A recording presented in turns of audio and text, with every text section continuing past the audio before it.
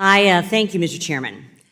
Approximately 3 million retail investors rely on closed-end funds whose shares trade on the open market and have some similar traits with ETFs and mutual funds as a source of retirement savings and investment opportunities.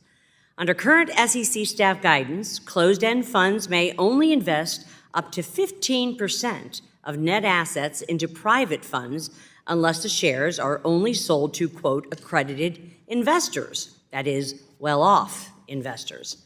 My bill, H.R. 2627, the Increasing Investor Opportunities Act, would eliminate that SEC guidance and provide greater access to the types of investments that private funds hold while maintaining investor protection.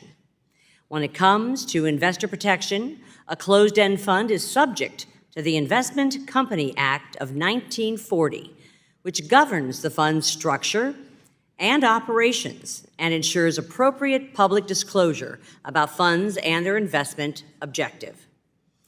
These funds are also subject to valuation and disclosure requirements that are overseen by the SEC through examinations and enforcement actions.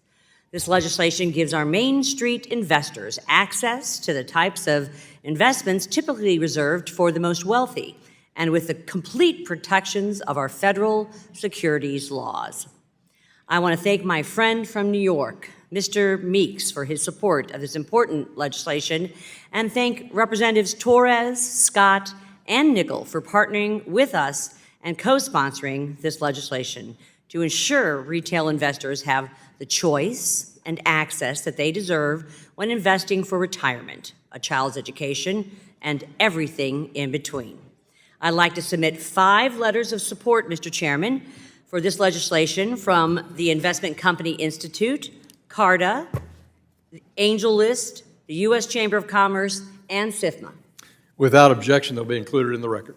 Thank you, Mr. Chairman. And without further ado, I urge all my colleagues to support this bill, H.R. 2627, the Increasing Investor Opportunities Act, and I yield back.